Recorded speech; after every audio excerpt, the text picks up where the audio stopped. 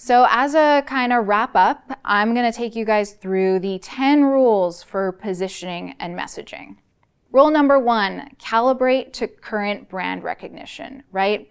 So as you saw in the Uber example, when they just started out, they were everyone's private driver because no one knew who they were back then, right? So that's calibrating to your current brand recognition.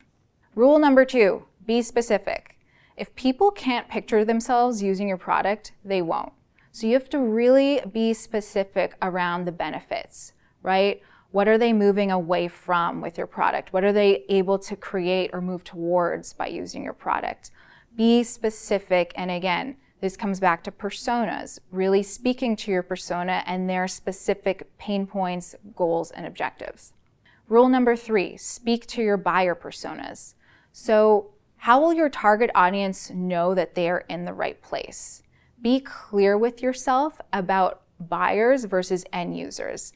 And this is the one I think people often mess up the most, right? End users are just the people who end up using the product, but the real decision makers are the buyers. So being clear in your persona work, in your website materials, and all of these different things on who do you really need to convince? Well, it's probably the buyers, right? And end users are a part of the decision down the line.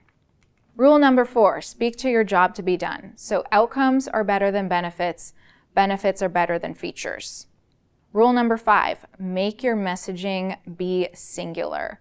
So be unique. Share a message only you can share. Rule number 6, check off their mental shopping list.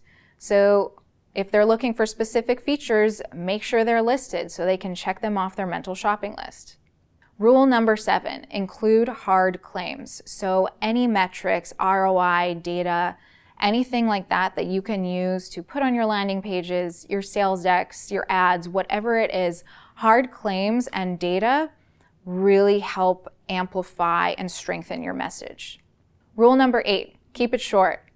50% of visitors maybe look at the hero section of your site. Some of them scroll, almost none of them reach the bottom. So make sure your most important value props, all of those things that you want to come through in your messaging are at the top. Rule number 9, test your messaging. So this comes back to not tearing your house down mid-build, right?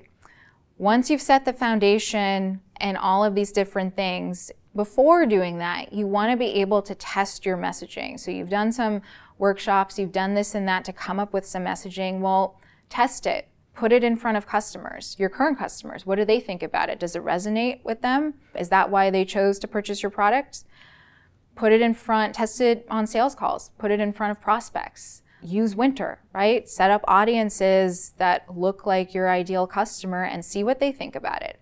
Test, test, test, and then move forward with confidence. Do not tear your house down mid-build. And rule number 10, it's all in the editing. So great copy, succinct copy, punchy and compelling copy takes time. I love this quote, good stories are not written, they are rewritten. Write without fear, edit without mercy. There's another one I think, which is like kill your darlings.